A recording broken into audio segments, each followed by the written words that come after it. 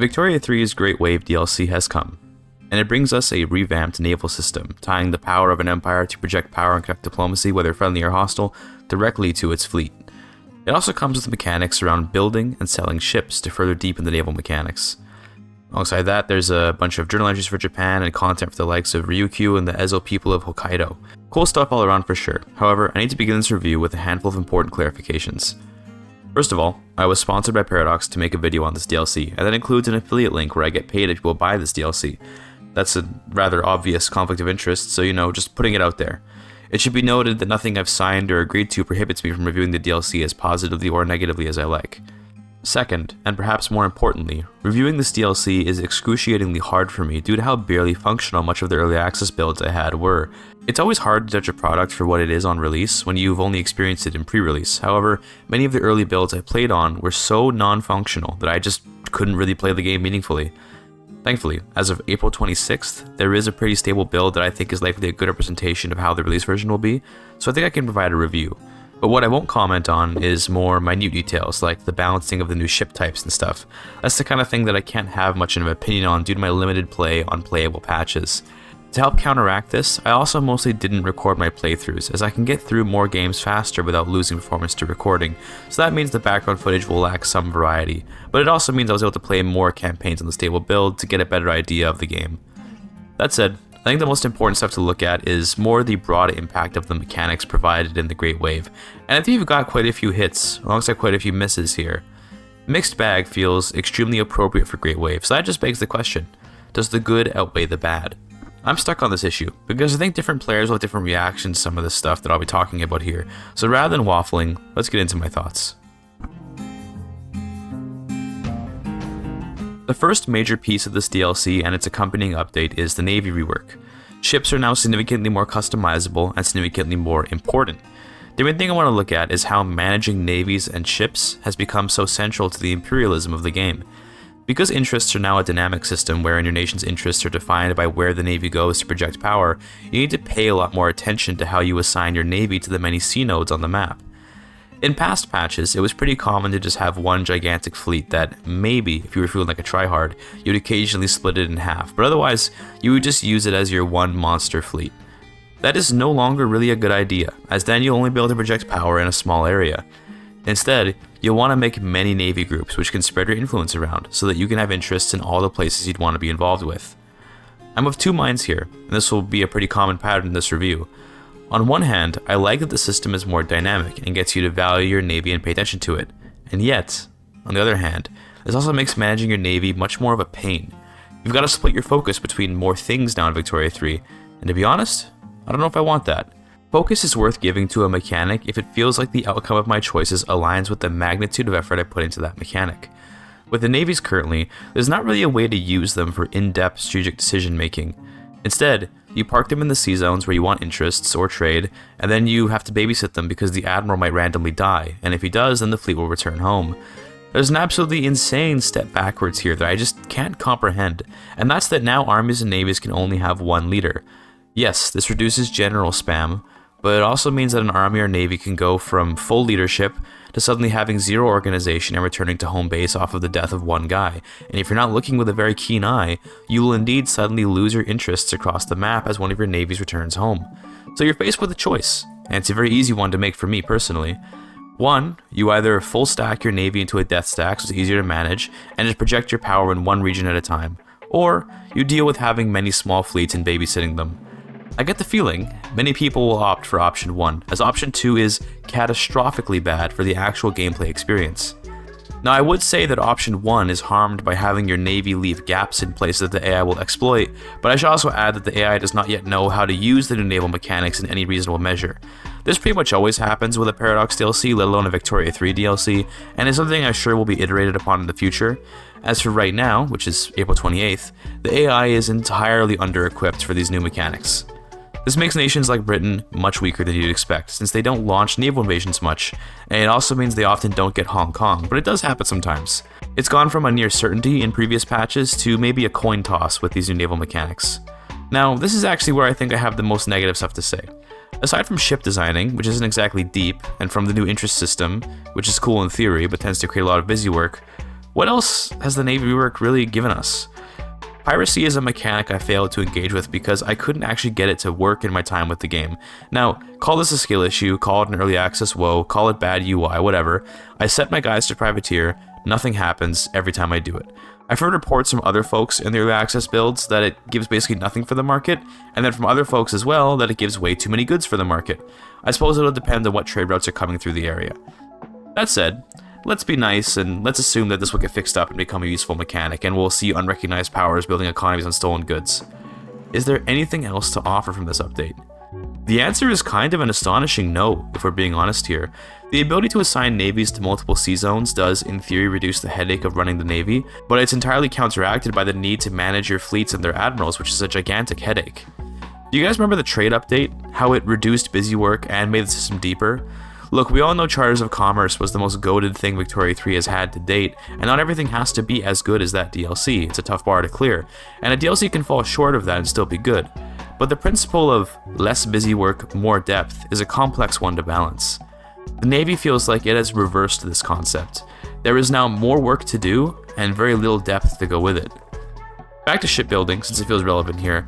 I can't say that I've cracked the meta of ship composition or anything like that, but much like the Army rework, I think people will settle into a meta and just kind of follow it.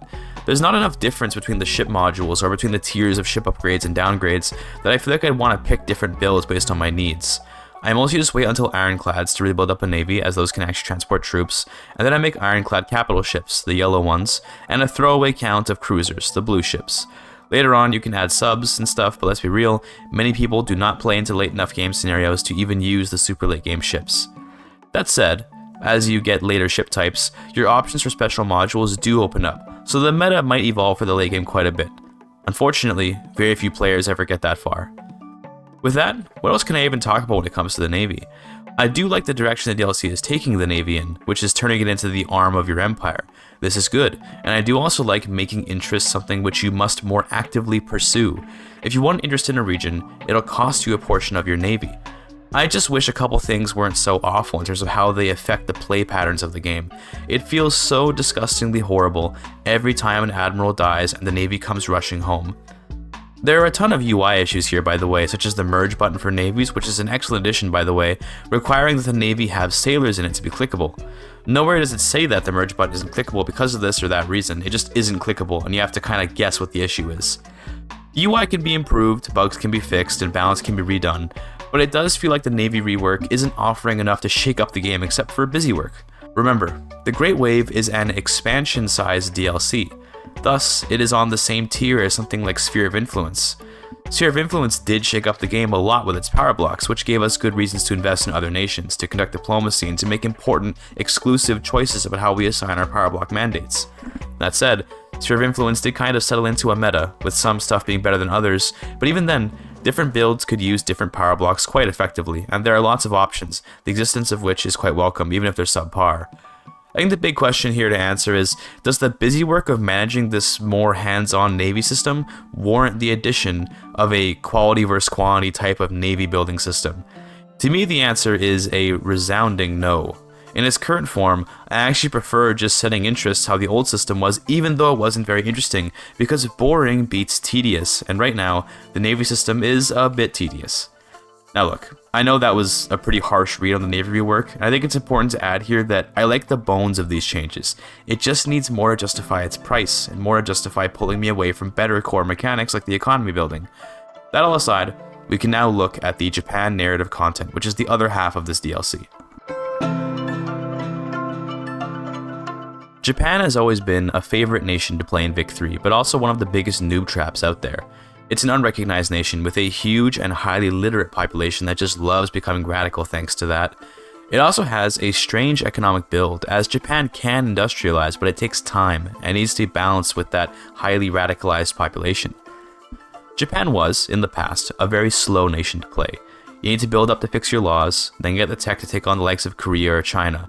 They were exploity strats to get recognition early by invading Russia or the Ottomans, and the meta around Japan is kind of always evolving, but with the Great Wave, Japan now has a bit more of a guided experience, and those old exploits are no longer viable. The journals on Japan are interesting. See, I feel like lately, Victoria 3s are getting flavor done right. DLCs like Iberian Twilight and National Awakening gave their respective nations, Austria, Spain, Portugal, and many others, some interesting but not overly railroady content. Austria in particular, I think, has an amazing set of journals that really help to define your game's trajectory and give some nice prizes for achieving interesting ends. Japan, on the other hand, well, we've kind of taken a lot of steps back. We've returned to the classic, oh, you completed the journal, here's 10 legitimacy, decaying by the way, for 10 years, and it's like, really dude? The journals also kind of just make up mechanics that don't really play any role in anything. In the Honorable Restoration, we get some cool UI, and this is nice to see. We get the Emperor at the top chilling, and we get this drop-down list of daimyos. In theory, the loyalty of the daimyos determines if they'll support the shogunate or the Emperor, but, well, you have only 3 buttons to influence the loyalty or prominence of any given daimyo, and you can only use those buttons every 5 years. That all said, the daimyo play pretty much zero role in the game whatsoever. They're just kind of there, and the journal would have you think they matter. They do not. To restore the Emperor, you just need to get off Bakufu, which is an autocracy law variant, and to do that, you bolster the restoration movement, the Sonojoi, and suppress the other movements in your country. The daimyo never had any role in this, nor could you meaningfully interact with them even if they did. I'm reminded here of Pivot of Empire, which was a DLC that also had some weird side mechanics, although they were more impactful in my opinion. The caste system in India made sense, as the East India Company without the castes would have no ability to hire anyone for any government buildings, as everyone would be completely at the bottom of society. That system was bare bones, but served the sole purpose of giving India reasonable play patterns. Fair enough, right? Well, that system is back with Japan, which now also mixes up its societal roles, but it begs the question of why, really. It made sense in India, but its presence in Japan just sort of works to make an already highly radical region even harder to play. Call it a skill issue if you want. I'm just saying that right now, Japan is a bit of a nightmare to actually play through, and it always sort of was. It's not noob-friendly at all, and these journal entries are simultaneously hard to complete, but also inconsequential in either success or failure. Take the Tenpo Crisis, which sees you complete a list of requirements to achieve a victory. The victory gives you some throwaway rewards, decaying of course, and a defeat sees the leader of a government interest group be removed, and potentially you can go to rigid status order, which is just a bad law. Of course, you can just choose not to take the option that gives you a bad law, so I don't get the purpose behind that. When it comes to restoring the Emperor, I much prefer what we've got here to the past. Previously, it was way too easy to accidentally invalidate the restoration, and you had to wait forever for it to complete. Now you can pretty easily, almost too easily I'd say, open up Japan to the world, and then you can get rid of the Bakufu without too much trouble if you're willing to tank your legitimacy a bit. This is a huge improvement and absolutely makes Japan much more fun. No more sitting doing nothing waiting for the restoration, and no more invalidating the journal because elections screw you for no reason. Once you restore the Emperor, if you pursue that path, then, well, unfortunately you're basically done the content. You get the same events from the pre-DLC Japan's content with the claims on Korea and all that. You get a journal entry for conquering and assimilating Korea into Japanese culture, which has some cool requirements. I appreciate a journal entry that asks you to do some unique goals, like getting a bit of Korea to become Japanese. The rewards are expectedly quite bland. I would have liked an option to maybe accept Koreans into the primary culture, or maybe to add a wage modifier to Koreans to make them a super underclass, or a myriad of other ideas beyond a decaying modifier. Not that the modifier is so bad. Modifiers can be nice if they come at a pivotal time, and the bonus to company throughput as one of the rewards, which thankfully is not decaying, is actually meaningful. The rest is weird. Your reward for assimilating Korea into Japanese culture is assimilation speed. Like, yeah, that's what I was already doing. It's fine though, it's good enough, you know what I mean? The Korea journal entry is a highlight in my opinion, although I'd have liked some random events to fire that could maybe hurry along the assimilation. It takes a long time, even with decrees, to make this happen. Back to restoration journals though, we have the exact same journals from before, with Retire the Samurai, Industrialize Japan, but we do also have the Mission to the West, which I really like. You can send out a guy to explore the world. That guy comes back with new knowledge, and you can essentially flip a random law to something based on who he visited. Hilariously, one of the options I got was to flip to a republic, which I reported as a bug and which was fixed. Sorry I ruined your fun, where the Emperor sends a guy out to the west and he comes back with a guillotine. I do want to talk about the new Shinto journal entry, which is the other end of this stick. You click it and some of your people become Shinto, but now you have to just kind of wait until the game passively converts people to Shintoism via the journal's random events. Eventually, you can click the button to adopt Shinto as a state religion, and then you just convert as normal to get a permanent legitimacy and authority bonus. It's probably the most insanely hands-off journal I've ever seen. It's just waiting. The reward is meaningful, although a bit boring, but it's not like I'm making any sacrifices to do these events. -2 approval from the religious interest group to convert some people is not exactly a decision. You have to do it to succeed in the journal, or else you might as well have never clicked it. You see what I mean? If you stay shogunate, you can instead uphold Buddhism and basically get some bonuses to your bureaucracy and tax collection if you maintain a strong religious IG for a few years. It's actually a really powerful modifier, to be honest, but again, an uninteresting process. That said, it does make the choice to remain the shogunate instead of restoring the emperor feel like a real choice. I think it would be unfair to ask the shogunate come with as much content as the emperor path, but what I'll say is that it's way too easy to maintain the shogunate in the face of the emperor's return, and it's also way too easy to restore the emperor. It feels like there's no resistance to any choices that I make here, and I'm of two minds with that. I do like being able to pursue the path I want without so much difficulty that it feels impossible, but I would also like some consequences to my actions, you know? Speaking of things that are impossible, we need to talk about the Corporate Empire Journal, which I think has committed a grave sin. If you want to get that fascistic Japan experience where the Zaibatsus gain huge power and the emperor is uplifted as this militant ruler of a fascist society, then you need this journal. To unlock it, you need 10% of your buildings to be owned by any of the 4 Zaibatsu companies. Now listen, it's not that the Zaibatsus are super bad companies or anything. It's that now when I play Japan, if I want to explore that content, I am effectively forced into a set of companies, and more egregiously, I can't expand my nation too much or else that 10% requirement will become nearly impossible to get. Here's the kicker though, 10% is what you need to just unlock the journal. To finish it, you need 25% of your buildings owned by these 4 Zaibatsus. You might have said before, okay, just make 2 or 3 Zaibatsus and I bet you can get 10% of your buildings owned by them. You don't have to pursue all 4, right? Well, Japan, if it wants to get all of its journal content, will basically always need to get all 4 Zaibatsus, hugely crippling your economic freedom. That said, yeah, you can just not pursue the corporate empire, and that's totally valid, but it feels like it's content that I want to see, which I won't see unless I go down a very railroaded path. Again, the mixed feeling comes back here. Maybe it's good to have journal content which is more exclusive to get. Maybe the scenario where Japan's rise to fascism happens should be limited to a world where the Zaibatsus become highly prevalent in the nation. To me though, it should be the case then that we have more journals to fill the void, as beyond Korea and Shintoism, that's the last of Japan's content, this corporate empire stuff. Austria has many mutually exclusive paths, which means that missable content is okay, as you can always pursue other options.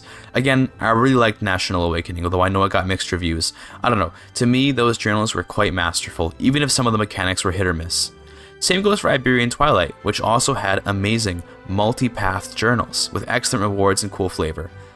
Japan's content to me falls pretty flat when compared to those DLCs, but taken on its own, it does make Japan so much better than it used to be, so I suppose comparison is a thief of joy in this case. It should also be said, it really needs to be said actually, those were 15 Canadian dollar packs. This is a 40 Canadian dollar expansion, and this is really all we get. If the meat of this DLC is going to be the naval rework, then it feels like we're really missing out on that value that we ought to be getting. Regardless, we should talk about all the other stuff that has come with this DLC and update, as some new mechanics have been introduced, and this is where I have a pretty important point about the nature of this DLC and the difficulty of raiding it. This section is going to talk about stuff like the national cast, and straits, and tolls, and little things like gunboat diplomacy or new ship commands like shore bombardment, which are these relatively small additions to the game. The national cast is something I really want to talk about. We now have a list of characters in the game, and some of them can even be magnates who own buildings, and that's super cool. The problem is that much like the daimyos of Japan, they don't really do anything at all. They just sort of sit there, and you can't really interact with them, nor will they do much with you. This is one of those framework type of updates it feels like, where we're laying the foundation for future mechanics. Now that characters exist in the game like this and can have these more idle roles, we can have people available for things like maybe a cabinet, or we could hand-pick interest group leadership or something. There's a million mechanics that could exist within the national cast, but of course none of them are here right now, so it feels like a wasted mechanic. In my opinion, it's cope to judge a DLC for the scaffold it builds for another DLC, so I will look at National Cast as a system with strongly negative light, but I do acknowledge that yes, this is something which will likely dovetail into a future set of mechanics. That all said, I do really like putting faces to building ownership. Seeing that a particularly rich magnate actually does rake in the profit from the buildings he owns, and that profit influences his prominence, is promising for the future. In theory, if say Abraham Lincoln were in your national cast and he owned some building somewhere, you could attempt to influence his chances of becoming a leader of an interest group by making his businesses more profitable, and that would be very cool indeed to do. Right now though, the system is so limited that this doesn't really feel like a real mechanic, but the thought is there. We also have straits and tolls, and I'll be real with you, I haven't interacted with this mechanic much. From the reports I've seen from other YouTubers that have been using the mechanics around straits, they seem to mostly be entirely pointless. This is more a balance thing, I guess. As trade routes will probably be rebalanced to take into account the cost of tolls and the cost of moving trade routes to alternative paths, but it's one of those things where the mechanics exist, and they should exist, but they're lacking impact. That said, minor mechanics lacking impact is more forgivable, given they are indeed minor. It's another one of those scaffolding mechanics, it feels like, where now we can actually measure the distance between trade centers and use that to determine the viability of routes. When included with the changes to how interests are generated, this means trade has become much more local, and making a huge multi-continental trade empire is much more of a task than it once was. There's more of a sense of locality to diplomacy and trade, unless of course you're a gigantic naval beast like Britain or France or later on America. This makes your rank tier feel so much more meaningful. Being a minor power or regional power is truly regional or minor. I'm reminded of my Haiti video from ages ago, where I built an economy around prestige coffee. I would trade coffee all the way to the other end of the planet by just putting an interest down. Were I to do that run again, I'd have to either make an expensive navy or focus on trading with the United States, which is a regional nearby nation. This is good, unabashedly, and it also shakes the game's meta up quite a bit. Whether or not we end up enjoying this new meta, more or less, is yet to be seen, but something new is usually welcome. I'm someone that enjoys Victoria 3's main gameplay loop, and I'll tell you this. I don't think this DLC alters the basic gameplay so much that it would change anyone's mind about the game. This isn't like Charters of Commerce, which took the game in such a new direction with how it changed the economy that everything was different. It's more like an immersion pack, as it updates some parts of the game and gives some flavor, and yet it's priced like an expansion pack. I want to start a new chapter to expand on that. When I think about an expansion, I think about content which applies to all nations. Quite simple that, and the Great Wave does actually fulfill that requirement. All nations are affected by the addition of new Navy mechanics, for sure. The thing is, when we compare to the Sphere of Influence DLC, that DLC did not give us revamped base mechanics, but instead it provided something new entirely. It provided mechanics which were not tedious to engage with, and which added to the strategic depth of the game while doing so. Now that said, Sphere of Influence did come with some surprisingly mid-journal content in the form of the Great Game, so in that sense, Great Wave absolutely has Sphere of Influence beat. And yet, the whole power block mechanic was so good that it justified the DLC on its own. The Great Game content between Russia and Britain was like an unasked for side dish that was left on the plate at worst, or maybe eaten begrudgingly if you're that kind of restaurateur. Short section, I know, but discussing price doesn't usually have that much nuance to it. To me, the DLC is overpriced, but if we're being real, most Paradox DLCs in general are overpriced. Let's be real here. If you're a Vic 3 head, yeah, you're buying this DLC. It's rare, I think, to meet someone who actually mixes and matches DLCs, but I'm sure it does happen. And if you're one of those folks who picks and chooses DLC based on the mechanics they want, then the only question you need to ask yourself when it comes to this DLC is, do you want to play Japan? If you do, then yeah, it's a must-buy. I think the naval mechanics that come with actually purchasing the DLC are not really worth the price, as you can probably live without the ship designer and the flagship, among other limited mechanics. That all aside, I want to go over a few thoughts before we wrap up this review and slap an arbitrary score on it. The Great Wave DLC and patch are, in my opinion, necessary for the health of Victoria 3. The old interest system can never return, as the superiority of the new one is obvious, and yet it comes with the caveat of tedium. Managing multiple navies just to be able to connect diplomacy and do trade is a pain. I don't think it's possible to really dispute this, especially when we can only assign one admiral to a navy. When the admiral dies, the navy goes back home. That's annoying. We also need navies for transporting troops. We need navies for combat. And I mean, in theory, any ship can do any job, but the more jobs we need to get done, the more we split the navy into more and more squadrons, all of which need mortal admirals whose deaths will disrupt and distract you from the game. It's a small issue in theory, but in practice it makes playing nations like Britain, who have huge overseas empires, just immensely painful. It makes the gameplay around larger imperial powers just feel like a slog. That said, it does significantly improve the feel of more regional powers who might have only one or two navies to manage, in which case, the satisfaction of putting your navy to work and using it to dominate trade or gain involvement does feel quite fun. The theme of this review has been the whole mixed bag thing, and it continues to hold true. Some of this DLC I love, some of it I hate, but all of it does feel necessary. Some mechanics in it are dead mechanics, which I think will get attention in the future. The national cast is an intriguing thing, which I'm sure will develop more. For now, I do enjoy seeing who owns the businesses in my nation, even if it carries little impact. Straits and tolls don't seem to be hugely impactful additions to the game, but perhaps those will see a rebalance to make them more impactful one day. The Navy designer is sort of interesting, but I imagine a meta will kind of settle in and we won't see much actual decision making come out of it once that meta does come around. There's not much thought in the Army composition of Victoria 3, and with how the Navy is right now, I don't see there being much thought in that either. It's also insane how few battalion ships can carry, and it makes the AI extremely incompetent. Again though, balance will come one day. I think it's important to talk about bugs right now too. Right now, there are several killer bugs in the game, like not being able to make naval administrations and supply for armies just kind of always being out of whack. Wages are in some kind of way bugged like they tend to be, and there are quite a few UI issues with this DLC.